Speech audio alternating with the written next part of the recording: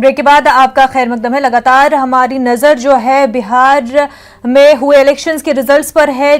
जिस तरह से अब जो रुझान है, अब जो विनिंग सीट्स में तब्दील हो रहे हैं, एनडीए को क्लियर यहाँ पर विनिंग सीट्स में बढ़ोतरी दिखाई दे रही है। वहीं महागठबंधन जो है पीछे, आपको बता दें कि पारसा से छोटे लाल रे आरजेडी के लीडर वो जीत गए हैं। आरजेडी के लीडर छोटे लाल रे पारसा से जीत गए हैं। परसा से आपको बता दें, वहीं जेडीयू के लीडर चंद्रिका रॉय हार चुके हैं। परसा की बात यहां पर कर रहे हैं, जेडीयू के लीडर चंद्रिका रॉय हार चुके हैं। और मुनज़्ज़ा, इसी के साथ एक और अहम खबर बता दें हम कि झारखंड में 2 असेंबली हलकों में बाईपोल हुए थे। इन दोनों हलकों के नतीजे लगभग सामने आ चुके हैं। बोकारो जो असेंबली हलका था, वहां से बोकारो के बेरमो से असेंबली का जो ज़िमनी इंतखाब था उस पर कांग्रेस के जो लीडर हैं जयमंगल सिंह वो जीत चुके हैं और शिकस्त हुई है बीजेपी के योगेश्वर महतो को। ये अहम है। और साथ ही स्क्रीन पर जो अभी हम आपको दिखा रहे हैं कि तरैया से हार हुई है सिपाहीलाल महतो की। ये तरैया असेंबली हलका है, वहां से ये आरजेडी के कैंडिडेट सिपाहीलाल महतो ने अपनी सीट गंवा दी है।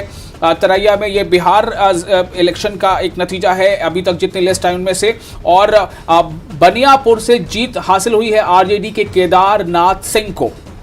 आरजेडी के केदारनाथ सिंह को अब जीत हासिल हुई है। और इससे पहले जो मैं आपको बता रहा था कि झारखंड के 2 असेंबली हलकों में जो बाई इलेक्शन हुए थे, उनमें से एक बेरमो का जो असेंबली हलका है, वहां से कांग्रेस के उम्मीदवार जयमंगल सिंह ने जीत हासिल की है और शिकस्त हुई है बीजेपी के योगेश्वर महतो को। और दूसरी जो सीट थी दुमका की, दुमका असेंबली हलके में जो ज़िमनी इंतखाब हुआ था, वहां अभी गिनती जारी है। 15वें राउंड की जो गिनती मुकम्मल हुई, उसके बाद जेएमएम के जो उम्मीदवार हैं बसंत सोरेन, जो हेमंत सोरेन के भाई हैं, वो 4691 वोटों से आगे चल रहे हैं। और स्क्रीन पर इस वक्त आप देख रहे हैं ये बिहार के इलेक्शन का नतीजा है। रघुनाथपुर से हरिशंकर यादव ने आरजेडी के टिकट पर जीत हासिल की है। ये रघुनाथपुर का नतीजा है। रघुनाथपुर से आरजेडी के हरिशंकर यादव ने जीत हासिल की है और इन्होंने शिकस्त दी है जेडीयू के राजेश्वर चौहान को। तो इसी के साथ जो टैली हमारे पास मौजूद है, इस टैली के मुताबिक हम ये बता सकते हैं कि 110 सीटों पर आरजेडी प्लस की बढ़त है, जिनमें से 21 जीत भी मिल चुकी है, जबकि 123 पर एनडीए की बढ़त है, जिनमें से 30 सीटों पर जीत हासिल हो चुकी है। इस बार के इलेक्शन में जो कुछ और अहम पार्टियां थी, जैसा मैंने पहले बताया कि असदुद्दीन ओवैसी की जो पार्टी है ऑल इंडिया मजलिस इत्तेहादुल मुस्लिमीन, इस पार्टी ने 3-4 पार्टियों के साथ मिलकर जीडीएसएफ बनाया था, लेकिन उसका जो सीएम चेहरा प्रोजेक्ट किया गया था उपेंद्र कुशवाहा, उनकी पार्टी को कहीं से कोई जीत नहीं मिली है। और दूसरी बात यह है कि उनकी पार्टी ने कहीं पर लीड भी नहीं किया है, जबकि काफी ज्यादा सीटों पर उनके कैंडिडेट खड़े थे। लेकिन एमआईएम ने उम्मीद जिंदा रखी है।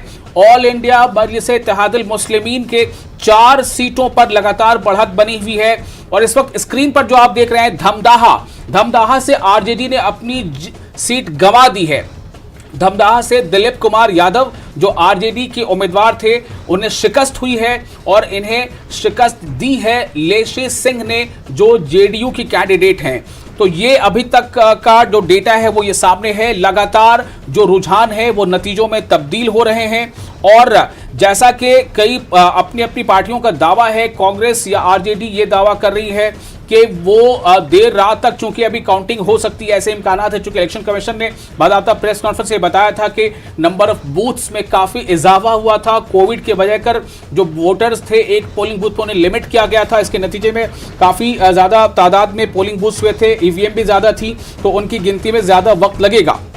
इसी को बुनियाद बनाकर जो आरजेडी प्लस के जो लीडर्स हैं, उनका कहना है कि अभी बहुत पिक्चर अभी बाकी है। मेरे दोस्त इस तरह की बातें वो कह रहे हैं। और 123 पर जो एनडीए का जो बढ़त है, जिसमें से 30 सीटें जीत में तब्दील हो चुकी हैं, इसको लेकर जाहिर है कि एनडीए वाले खुश तो जरूर हैं, लेकिन उन्हें लग रहा है कि अभी हम बहुत करीब में हैं, कहीं ऐसा ना हो कि कुछ पासा इधर से उधर हो जाए। मुनज़्ज़ा, बिल्कुल, एनडीए और आरजेडी महागठबंधन की अगर बात करें तो डिफरेंस उतना ज़्यादा नहीं है, लेकिन एनडीए के पास फिर भी नंबर इतने तो आ रहे हैं, अगर सारे जो लीड है वो जीत में बदल जाए, इतने तो है कि सरकार बना ले।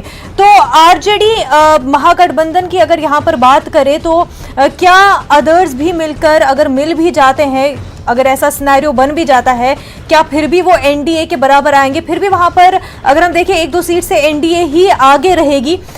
अभी जो है रुझान का जीत में बदलना बाकी है। अभी